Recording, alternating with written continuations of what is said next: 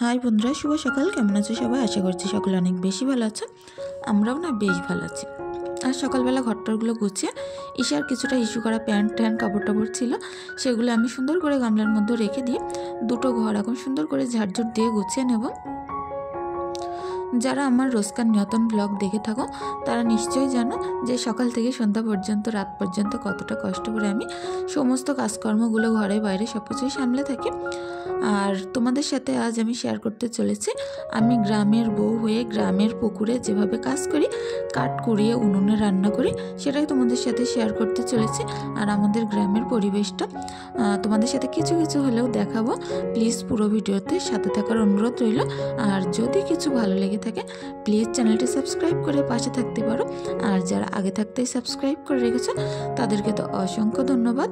R please please please সবার কাছে একটি অনুরোধ রইল, যদি তোমাদের কাছে কিছু ভালো লেগে থাকে অবশ্যই ভিডিওতে একটি লাইক একটি কমেন্ট করে দিয়ে যাও। যাই হোক, সকালবেলা আমি এখন সুন্দর করে ময়লা টয়লাগুলো ফেলে দিয়ে এসে একটু চা করে নিলাম। চাটাগুলো এখন খেয়ে নেব। যেহেতু ঘরটারগুলো পরিষ্কার হয়ে গেছিলো, কিছুটা কাঠকুটো বাইরে আছে, সেগুলো আমি রোদ্রে একটু মেলে মেলে দিয়ে এসেছিলাম, কারণ কাঠেই কিন্তু আজ রান্না করব। এদিকে ঈশাকে প্যান্টানগুলো পরিয়ে গুছিয়ে দিয়ে আমি সুন্দর করে চা নিয়ে বসে একে খাওয়াতে বসিয়ে দিলাম। ওরা দুজনা ঘরে যা পারে করুক, আমি এদিকে আমার মুরগিগুলোকে সুন্দর করে খেতে দিয়ে দিই।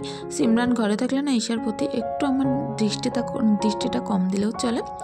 এদিকে এখন মুরগিদেরকে খেতে দিয়ে ওদের পাত্রটাত্রগুলো পরিষ্কার করে চলে আসলাম পুকুরের দিকে। পুকুরে এসে সমস্ত বাসনপত্রগুলো আমি এখন সুন্দর করে মেজে নেব। যাই হোক, এখন গামলা টামলাগুলো ধুয়ে নিচ্ছি। কিছুটা জামা কাপড় রয়েছে, বললাম না ঈশার হিসু করা জামা প্যান্ট, যেহেতু কাল রাত্রে কোনো ডাইপার পরাতে পারিনি, ডাইপার ছিল না বাড়িতে, আর তো সেহেতু অনেকটা পরিমাণে কাঁথা কাপড় হিসু করে পুরো ভর্তি করে ফেলেছিল। সেগুলো প্যান্ট ট্যান যা যেখানে আছে সব কিছু আমি সুন্দর করে এখন পুকুরে ধুয়ে নেব। পুকুরে একটা জিনিস সুবিধা কি জানো, যে কোনো জিনিস ধুলে না খুব তাড়াতাড়ি পরিষ্কার হয়ে যায়। কলের পানিতে যেরকম 2-3 বার ধুতে হয়, এতে না 2-3 বার নাড়া দিলেই হয়ে যায়, কল টল টানার কোনো রকম অসুবিধা নেই। আর যাই হোক, বাসনপত্রগুলো আমি এখন সুন্দর করে ধুয়ে নেব। আর এগুলো কিন্তু ঘর থেকে আমি আরও একবার ভালো করে পানি দিয়ে ধুয়ে ফেলি, কারণ পুকুরের পানিতে যতই সুন্দর চকচকে হোক না কেন এটা কিন্তু রোগ জীবাণু থেকেই যায়। যখন আমি বাসনপত্রগুলো ব্যবহার করি তখন কলের পানি থেকে আবার একবার করে বুড়িয়ে নিই, তারপরে এই বাসনপত্রগুলো ব্যবহার করি। আর যাই হোক, আমাদের গ্রামের পরিবেশটা দেখো কতটা বেশি নিস্তব্ধ নিঃশব্দ, অনেকটাই সুন্দর পরিবেশ। আর আমার এই পুকুরধারটা না বেশ নিরিবিলি। পুকুরধার কেন বলবো, পুরো বাড়িটাই অনেকটা বেশি নিরিবিলি। তার মধ্যে একজন এসেছিল এখন স্নান করবে বলে পুকুরে, তাকে একটু জায়গা দিয়েছিলাম, সে স্নান করে উঠে গেল। আর তারপরে আবারও ক্যামেরা অন করে আমি ভিডিওটি পুরো কন্টিনিউ করব। যাই হোক, কথা বলতে বলতে আমার এখন বাসনপত্রগুলো মাজা হয়ে যাচ্ছে। আর যখন বেশি বাসনপত্র থাকে, যতই বাইরে মাজার একটা আলিশি ভাব আসে না, তবুও না এই বাসনপত্রগুলো পুকুরে নিয়ে আসলে মনটা একেবারে ভালো হয়ে যায়, কারণ পুকুরে অনেক তাড়াতাড়ি হয়ে যায়। আর আজ না অনেক বড় একটা দুর্ঘটনার হাত থেকে একটুর জন্য বেঁচে গেছি, কি হতো বলার কথা ছিল না। আর অবশ্যই তোমরা আমার পাশে থেকো, পুরো ভিডিওতে দেখতে থাকো, অবশ্যই বুঝতে পারবে যে কেন কি দুর্ঘটনাটা আজ ঘটতে চলেছিল। যাই হোক, এখন কিছুটা জামা কাপড় আমি যেগুলো ধুয়ে নিয়ে এসেছিলাম সেগুলো আমি সুন্দর করে মেলে দিচ্ছি। আর যেগুলো কাল বিকালবেলা কেচেছিলাম না, সেগুলো একটু ভিজে ভিজে ছিল, সেগুলো আমার এই হাজব্যান্ডের জামা প্যান্টগুলো এই যে দড়িতে মেলে দিচ্ছি। দিয়ে এখন সুন্দর করে আমি কাজগুলো গুছিয়ে নিচ্ছি। কার কপালে কখন কি ঘটে কিচ্ছু বলার নেই, মানুষের বিপদ আপদ কখন কপালে আসে কেউ জানে না সেটা। যাই হোক, কোটোকাটোগুলো একটু উড়িয়ে ফেলেছিল এসে, সেগুলো আমি সুন্দর করে একটুখানি গুছিয়ে নিলাম। এখানে না বোতলগুলো অনেক দিন থাকার কারণে নিচে একটু শ্যাদলা মতো পড়ে গেছিলো।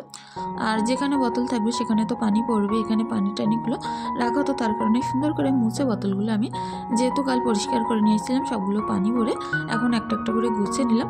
তার মধ্যে ঈশার সমস্ত ঘরবাড়ি ওর বই খাতা পেন পেন্সিল ভর্তি করে পানি টানি ফেলে পুরো চারিদিকে ছড়িয়ে ফেলেছে। এগুলো আমি সুন্দর করে মুছে এখন যাচ্ছে কিছুটা মাটি আনতে। আর মাটিগুলো নিয়ে এসে আমার উনুনটা ঠিক করব কিছুটা টবে।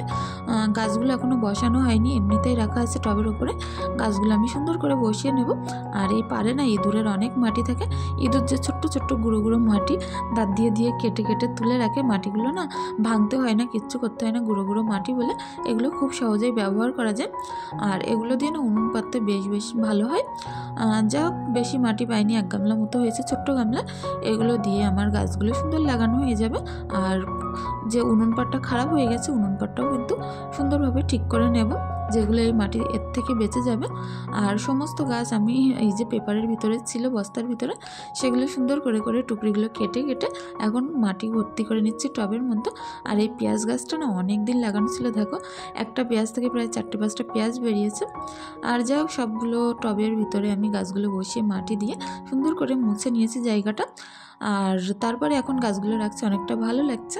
আর এর মধ্যে যে জায়গায় আমি গাছগুলো সুন্দর করে সেট করে লাগাচ্ছিলাম, সে জায়গায় পুরো মাটি চুটি ভর্তি হয়ে গেছে। এগুলো আমি সুন্দর করে এখন পরিষ্কার করে নেব। সারাদিন না হাত পায়ের বিরাম থাকে না, যতই চেষ্টা করি একটা দিন একটু রেস্ট করব, আমার কপালে রেস্ট কখনোই থাকে না। কাজের ওপরে কাজ চলে আসে। আর ঈশা এদিকে বিস্কুট খাবে বলে জ্বালাতন করছিল, আমি ওকে বারবার হাত দেখাচ্ছিলাম আমার হাতে মাটি, হাতটা ধুয়ে এসে তারপরে দেব। তারপরে ঈশাকে বিস্কুট টিস্কুট খেতে দিয়ে এদিকে আমি উনুন পাটটা ঠিক করব। দেখো এটা পুরো ভেঙে একেবারে খারাপ হয়ে গেছে। এটাতে না গ্রাম্য ভাষায় টাক বলে। এই মাটির এই যে এইটা, এর ওপরে হাঁড়ি করে জিনিসপত্র রাখতে অনেকটা সুবিধা হয়। উনুনের সঙ্গে সব প্রায় গ্রামের বাড়িতে এরকম একটা করে টাক করা থাকে, এর ওপরে যে কোনো জিনিস রাখা যায়, হাতের পাশেই পাওয়া যায়, তার কারণে এটা কিন্তু করা হয়ে থাকে। আর যাই হোক, এটা ভেঙে যাওয়ার কারণে আমার বেশ অসুবিধা হচ্ছিল। কিছু কিছু জিনিসপত্র না একেবারে হাতের কাছে না রাখলে হয় না, যেমন মশলার পাত্র, তারপরে বিভিন্ন বাটনা টাটনাগুলো করে এর ওপরে আমি রাখতাম, সেটা ভেঙে যাওয়ার কারণে আর রাখতে পারছিলাম না। এখন সুন্দর করে ঠিক করে নিলাম। আর এটা আজকে হয়তো এর ওপর কিছু তেমন রাখা যাবে না, কিন্তু কাল অবশ্যই রাখা যাবে, কারণ এখন না শুকনোর সময় প্রচুর টান, সব জিনিস যেন রাখতে রাখতে শুকিয়ে যাচ্ছে। আর যেহেতু আমাদের এখানে ফাঁকা মাঠের মাঝখানে, এখানে যেমন রোদ্দুর তেমন হাওয়া। আর আমার উনুনটা কথা বলতে বলতে এখন আমি সুন্দর করে লেপে মুছে পুরো পরিষ্কার করে রেখে দিলাম, এতে রান্না করতে অনেক বেশি ভালো লাগবে। তারপরে উঠোনে যে কাঠকুটোগুলো আছে সেগুলো করিয়ে আমি রান্না করতে নিয়ে যাব। অনেকটা পরিমাণে নারকেলের কাঠকুটো, আর দেখো আমার হাওয়ায় কেমন কাজের ব্যাঘাত ঘটাচ্ছে। যাই হোক, এখন সুন্দর করে বস্তা টস্তাগুলো পেতে সমস্ত কাঠকুটো একসঙ্গে করে নিয়ে আমি উনুন পাড়ে নিয়ে যাব। এগুলো দিয়ে দুপুরবেলায় বেশ সুন্দর রান্না হয়ে যাবে। এগুলো একটু খেলিয়ে দিয়েছিলাম, কারণ রোদ্দুর লাগলে না বেশ মচমচে হয়ে যায়। আর মচমচে কাঠে কিন্তু শীতের সময় রান্না করতে অনেক বেশি ভালো লাগে। আর তোমরা হয়তো জানো, আমার দোকানের দিকে দেখতে দেখতে এখন বাড়ির দিকে তেমন থাকতে পারি না। আর যখনই থাকি তখন তোমাদের সাথে এই উনুনের রান্নাগুলো শেয়ার করি, কারণ এগুলো আমার অনেক বেশি ভালো লাগে। যাই হোক, ঈশা সিমরান ওদিকে অনেকটা সুন্দরভাবে খেলা করছিল, আর আমি ঈশার জন্য একটুখানি সুজি করলাম। করতে করতে না ঈশা কখন যে খাটের ওপর উঠে ঘুমিয়ে পড়েছে বুঝতে পারছিলাম না, যে কখন উঠলো আর কখন ঘুমিয়ে পড়লো। সুজিটা না ওর জন্য করে খাওয়াতে পারলাম না, আমি এদিকে সুজিটা জোড়াচ্ছিলাম, তার মধ্যে দেখি ও ঘুমিয়ে পড়েছে। কি আর করা যাবে, সুজিগুলো দুধের মধ্যে দিয়ে গুলেই কিন্তু খাইয়ে দেবো ফিটারে ভরে। এখন তার শুকনো শুকনো খাওয়ানো যাবে না, ঘুমিয়ে পড়েছে যেহেতু। আর এখন আমি সমস্ত সুজিগুলো দেখো দলা দলা হয়ে গেছে, রাখতে না রাখতে ফিটারের মধ্যে দিয়ে দুধের মধ্যে ভালো করে গুলে নিই। এখন ফিটারের নিপিলটা যেহেতু একটু বেশি বড় করার ছিল ফুটো, আর ফিটারে ধরে ধরে খাইয়ে দিলাম। দিয়ে তার মধ্যে রান্না করার আগে হাঁড়ি কড়াগুলো না বেশ নোংরা ছিল, সেগুলো একটুখানি মেজে এখন আমি পরিষ্কার করে নিচ্ছি, কারণ এই হাঁড়ি কড়াই এক্ষুনি রান্না করতে হবে। তারপরে বাসা গোটাগুলো করতে চলে আসলাম। আজ করব বাঁধাকপি দিয়ে কুমড়ো দিয়ে ভাজা, আর বেগুন দিয়ে ছাটি মাছের পা রান্না করব।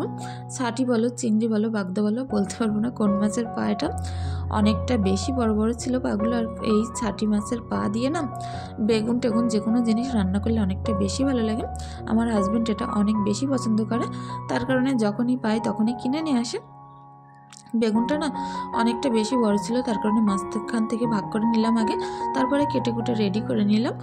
আর ওদিকে বাঁধাকপি কাটা ছিল, তার মধ্যে কুমড়োটুকু কেটে দেবো। যেহেতু কুমড়োটুকু আজ 3-4 দিন হয়ে যাওয়ার কারণে একটু নষ্ট মতো হয়ে যাচ্ছিলো, যেগুলো খারাপ হয়ে গেছে সেগুলো বাদ দিয়ে নিয়ে বাদবাকিটা বাঁধাকপির মধ্যে আমি কেটে কুচিয়ে দিচ্ছি।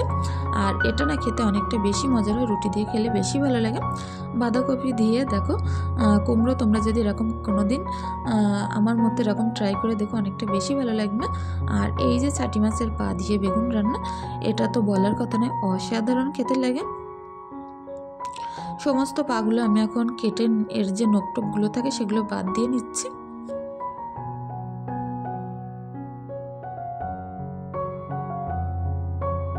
শিলনোড়ায় না বাটনা করার একটা ঐতিহ্যই আলাদা। শিলনোড়ায় বাটনা করতে আমার অনেক বেশি ভালো লাগে। আর যখন আমি বাড়িতে থাকি আমি শিলনোড়াই বেশিরভাগ করে থাকি। আর যা হোক, এখন সুন্দর করে আমি আদা রসুনগুলো বেটে নেব।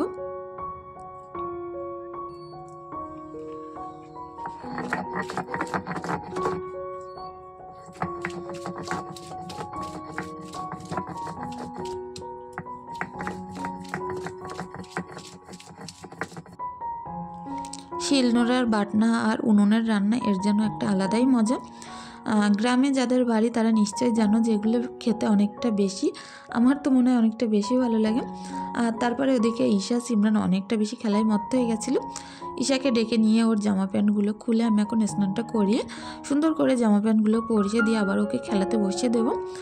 আর ভাগ্যিস আজও আমার কোলে ছিল না। উনুন পাড়ে না অনেক বড় একটা দুর্ঘটনা ঘটে গেছিলো। ও না প্রত্যেক দিনই রান্নার টাইমে আমার কোলে উঠে বসে থাকে। আজ প্রায় ভাগ্যের জোরে প্রায় বেঁচে গেছি বলতে পারো।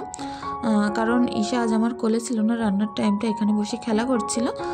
আর সব কিছু ওপরওয়ালার ইচ্ছায় হয়তো ভালো হয়েছে। উনুনে যখন জালটা ধরাচ্ছিলাম তখন কিন্তু আগুনটা উপরে উঠে গেছিলো। আর যেই কড়াটা দিয়েছিলাম পুরো আমার সমস্ত গায়ে পায়ে আগুন টাগুন লেগে পুরো আঙুল টাঙুলগুলো পুরো জ্বালা করছিলাম। ঈশা সবসময় আমার কোলে বসে থাকে আর এরকমই আমি কিন্তু রান্না করি। আর যদি কোলে থাকতো কী হতো বলতে পারবো না, কারণ ওর কিন্তু জামাটা একটু যেন সুতির ছিল না, একটু সিল্ক টাইপের ছিল। আর ওই বড় ঝুলালা জামা পরে যদি কোলে বসে থাকতো ওর জামায় ঝুলে না আগুনের এই যে এটা লাগার ভয় ছিল। আর যা হোক, ওপরওয়ালা যেটা করে ভালোর জন্যই হয়। আর ও আজ একটুর জন্য কি বলবো, এত বড় দুর্ঘটনা আমাদের সাথে ঘটতে পারতো একটুর জন্য, হয়তো বেঁচে গেলাম। আর সব থেকে বড় জিনিস, ঈশাকে কোলে নিয়ে আর দ্বিতীয় দিন রান্না করবো না, যতই জ্বালাতন করুক যাই করুক। আর সিমরান তার মাঝখানে আমি উঠে যাওয়ার পর একটুখানি বসে মাতব্বারি করছিল। ওনার রান্নার টাইমে এমনই করে, যেই উঠে যায় সেই তরিতরকারি নাড়ে একটু মাতব্বারি করে। আর তারপরে আমি এখন সুন্দর করে ভাজা টাজাগুলো করে নিলাম, বাঁধাকপি আর কুমড়োর ভাজা। তারপরে কড়া ধুয়ে দিয়ে এখন আমি ছাটি আর বেগুনটা করব। আর অনেকটা বেশি খেতে ভালো হয়েছিল ছাটি আর বেগুনের তরকারিটা। যাই হোক, সমস্ত মশলা টশলা সুন্দর করে কষিয়ে ছাটির পাটা ভালোভাবে কষিয়ে একটু কষানো জল দিয়ে তার মধ্যে বেগুন আলুগুলো তুলে দিয়েছিলাম, দিয়ে ঢাকা দিয়ে দিলাম। আর এখন না উনুনটা বেশ সুন্দর জ্বলছে। যাই হোক, রান্না টান্নাগুলো প্রায় হয়ে আসার মতো। আর এখন প্রায় 2-2:30 মতো বেজে গেছে। তার মধ্যে আমার হাজব্যান্ড বাড়িতে এসে বলছিল তাড়াতাড়ি খেতে দাও, তাড়াতাড়ি খেতে দাও। অনেকটা তাড়াহুড়ো করে রান্নাটা করছিলাম, ওদিকে ভাতটা প্রায় হয়ে গেছে। আর যাই হোক, এখন আমি রান্না টান্নাগুলো নামিয়ে নেব। আর এর মধ্যে লাস্টে একটুখানি জিরের গুঁড়ো আর ধনিয়া গুঁড়ো অ্যাড করে সবজিটা নামিয়ে উনুন পাট্টাগুলো আমি এখন সুন্দর করে ঝাড়ঝুট দিয়ে গুছিয়ে নেব।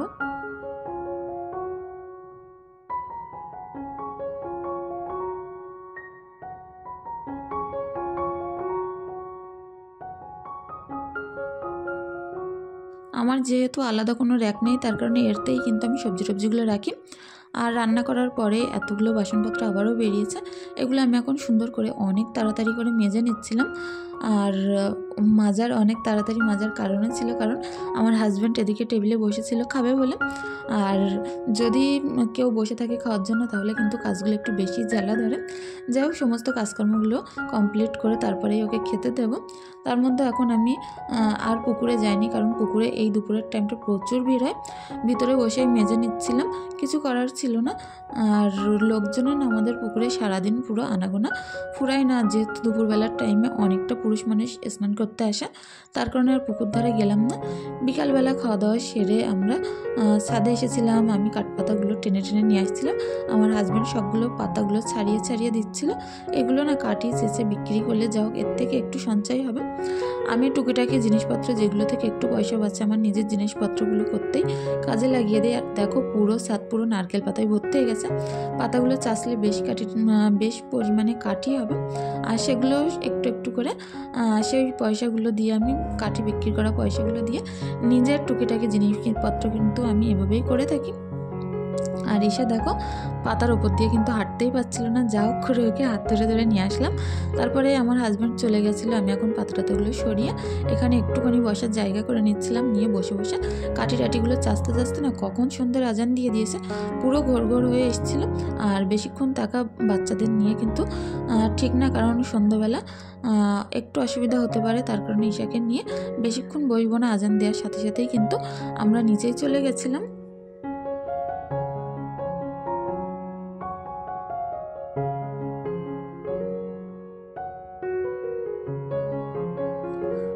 এতগুলো কাঠি আজ আমি চেঁচে নিয়েছিলাম, আর বেশ অনেকটাই হয়েছিল, অনেকটা লম্বা লম্বা কাঠি ছিল। যাই হোক, তারপরে আসবো সন্ধ্যাবেলা। ঈশাকে বসিয়ে দিয়ে অনেকটা পরিমাণে জামা কাপড় ছিল, সেগুলো কিছুটা আলনায় ভাঁজ করে রাখতে হবে। ছোটো ছোটো যেগুলো আলনায় ধরবে না, সেগুলো ঈশার যে বাস্কেটটা আছে তার মধ্যে ভাঁজ করে রেখে দেবো। আর ওকে সামনে বসিয়ে দিয়ে চিপস দিয়েছিলাম, দিয়ে ও বসে বসে খাচ্ছিল। ওর থেকে আমিও দুটো একটা নিচ্ছিলাম, খাচ্ছিলাম আর ভাঁজগুলো করে নিচ্ছিলাম। আর যাই হোক, এভাবে আমরা কাজগুলো কিন্তু সিমরান যেহেতু পড়াতে ছিল, আর ঈশাকে যা হোক করে ভুলিয়ে ভালিয়ে আমাকে কাজগুলো করতে হচ্ছিলো, এ খাবার সে খাবার দিয়ে দিয়ে।